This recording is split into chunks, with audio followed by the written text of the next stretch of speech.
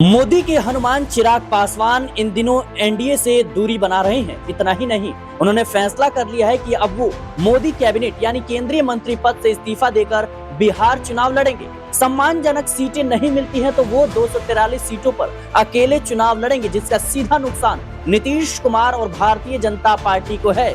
बड़ा सवाल यह है कि आज प्रधानमंत्री मोदी का बिहार के सीवान में दौरा है, लेकिन उससे पहले चिराग पासवान खुद को नीतीश कुमार के विकल्प के तौर पर पेश कर रहे हैं। चिराग पासवान की पार्टी का मानना है कि नीतीश कुमार की जो राजनीति है वो अपने अंतिम पड़ाव पर है।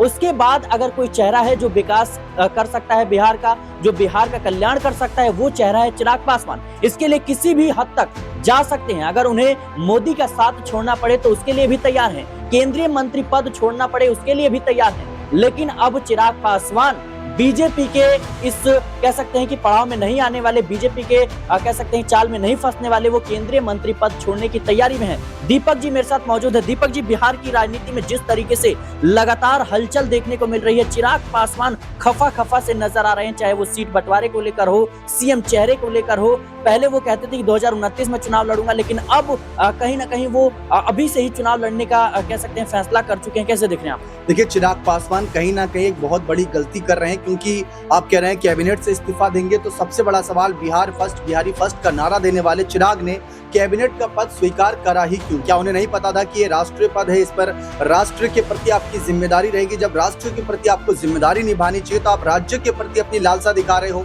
अगर आपको सचमुच राज्य की चिंता होती तो शायद आप राष्ट्रीय पद को स्वीकार नहीं करते। लेकिन अब बात आती है, खैर अपनी गलती को सुधार रहे हैं। सुबह का भूला अगर शाम को घर वापस आ जाए तो उसे भूला नहीं कहा जाएगा।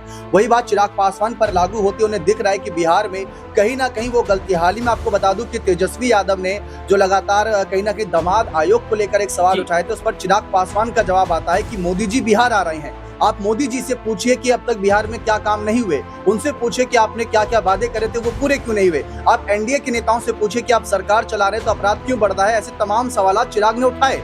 ऐसा लग रहा था कि चिराग विपक्ष के तौर पर ये बात रख रहे हैं। वो सवाल तेजस्वी को एग्जाम्पल के तौर पर कह रहे हैं कि तुम पूछो, हम तो नहीं पूछ पा रहे। तेजस्वी यादव से हाल ही में उनकी मुलाकात हुई थी और देखा जाए तो चिराग पासवान कानून व्यवस्था को लेकर कहीं ना कहीं नीतीश कुमार के खिलाफ आवाज उठा रहे हैं। पत्र भी हाल ही में उनका चर्चा का विषय रहता है। यहाँ तक वो कह चुके हैं कि मैं एनडीए का हिस्सा जरूर हूँ, लेकिन जो बिहार सरकार है उसमें मेरी कोई भागीदारी नहीं है। कितना बड़ा ये बयान हो सकता है? देखिए, चिराग पासवान जानते हैं कि एनडीए दल के साथ रहकर आगे बढ़ा नहीं जा सकेगा। जो उनकी राजनीतिक लालसा है, जो उनकी राजनीतिक इच्छा है, सीएम पद या डेप्यूटी सीएम पद वो कभी नहीं पूरी होगी। उसका कारण है परिवारवाद। दिल्ली में आपने देखा था कि चुनाव जीता जब दिल्ली में बीजेपी की सरकार बनी, तो प्रवेश वर्मा जो साहेब सिंह वर्मा के बेटे हैं, जो कभी 27 साल पहले सीएम रहे थे, उससे पहले तो कहीं ना कहीं उनकी चर्चा थी कि वो सीएम बनेंगे। सारी काबिलियत थी, लेकिन परिवारवाद के मुद्दे की वजह से वो सीएम नहीं बन पाए। और दामाद आयोग वाले मामले में तेजस्वी ने चिराग को भी लपेटा था। तो ऐसे में चिराग पासवान परिवारवाद से आ गया और हम देख चुके हैं कि अकेले उनकी कितनी ताकत है। 2020 में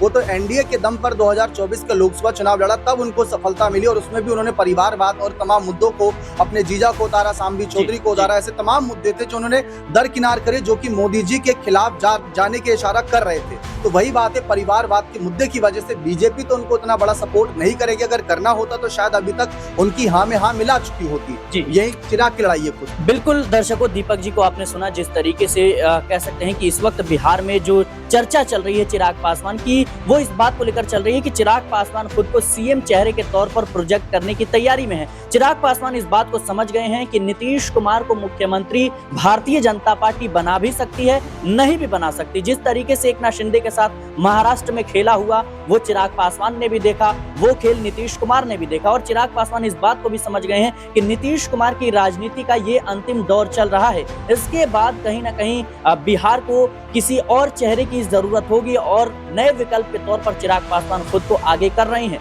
देखना होगा कि चिराग पासवान को कितनी सफलता मिलती है और उससे भी बड़ी बात कि क्या बिहार चुनाव में वो एनडीए के साथ रहते भी हैं या फिर नहीं रहते। फिलहाल के लिए इस रिपोर्ट में इतना ही। देश और दुनिया की तमाम खबरों के लिए बने रहे नेक्स्ट 9 आवाज के साथ।